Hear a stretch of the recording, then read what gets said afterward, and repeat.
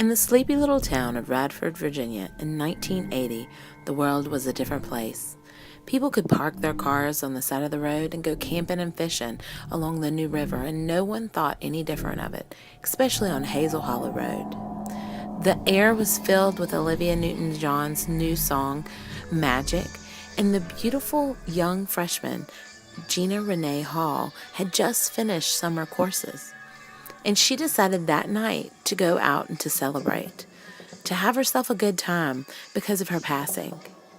Now, what happened to her is a fate that many would not want for themselves. The 18-year-old Gina met a 28-year-old Stephen Epperly that night. What she didn't know would change her life forever. He took her to a friend's Claytor Lake summer home, and some believe that Gina still may be there to this day. Gina made a phone call between 1 and 1:30 that night to her sister, stating she would be home in the morning. Her sister stated her voice sounded nervous, but little did she know she would be the last person to hear Gina's voice other than Epperly.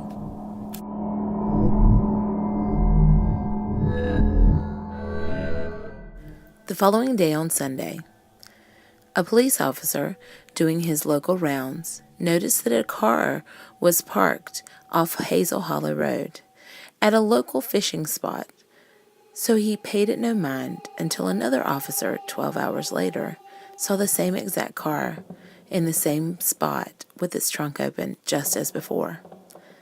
When they did some more research into it, they found that that was Gina Hall's sister's car, the one that Gina had asked to borrow the night before.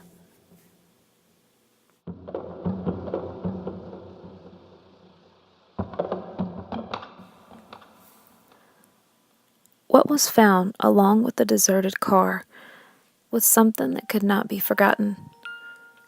Near the Hall vehicle was a blue blood-stained towel. A shoe worn by Gina was found near the train trestle.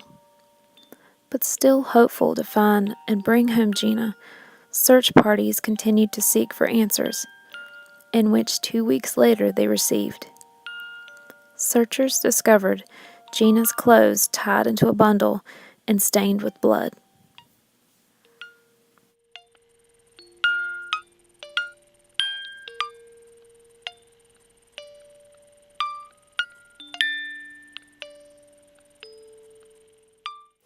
Things started changing very quickly for Epperly after the car was discovered. His childhood friend came forward, who was also the owner of the Claytor Lake home, and told of the happenings that he witnessed that night, which became very crucial in the case against Epperly.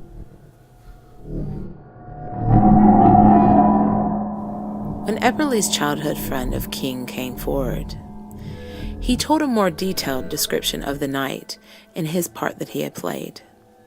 The two gentlemen, Epperly and King, had went to the Claytor Lake house earlier to check on it to make sure everything was in order. Then the two gentlemen went to the club, where later Epperly and Gina would meet for the first time. At 4:30 that night, King returned to the lake house with his date. The date took notice of Epperly drying himself off downstairs alone.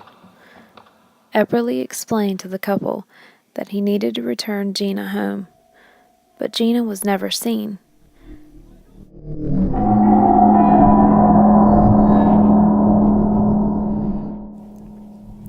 King and his date left for some alone time at the lake, not realizing the situation at hand. Epperly had left the property before King returned. As King walked around the house, he noticed an area on the carpet that was wet. The following day, Sunday, Epperly returned to the house to visit King. King took note that Epperly stated he was getting a drink out of the kitchen, yet took an abnormally long time. King questioned Epperly, and Epperly's response was to shrug the questions off. When King came forward to the police, Then they searched his house, the Clater Lake house. When this happened, they noticed that there was traces of blood in the utility room, plus the spot that King had stepped in looked like it had been cleaned. When King's parents came home to take inventory of items that may have been taken from the home, included in them was a towel, a quilt, and also some cleaning products that were later found in the utility room. What they didn't expect to find was an anklet that was identified as Miss Gina Hall's. Unorthodox methods were used to understand the night that still to this day is unknown. A well-known psychic was hired by Gina's father. The police brought a search dog that led the detectives to Epperly's front door. Epperly's response to the search dog's findings, as he put his head down, was, "That's a damn good dog." That later inspired a documentary book of the Gina Hall case. Epperly was witnessed asking if he could be charged if there was no body ever found, that being the first time Gina was referred to as simply a body. Epperly versus Commonwealth of Virginia was the first case in Virginia to be convicted with a no body, no witness verdict, which was comparable to the infamous Charles Manson case. The prosecution believed Epperly made sexual advances on Gina that were not accepted. Many did not know Gina was burned from a childhood accident and refused any advances. Epperly previously had multiple accounts of rape that he was not convicted of. Still, no one has found the body.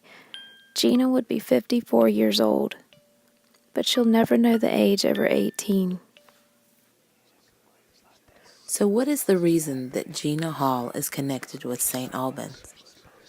One could be location, due to the fact that right above Hazel Hollow Road is St. Albans. But another is that they believe that that morning, before going to the Clater Lake house, Epperly stood on the porch at St. Albans.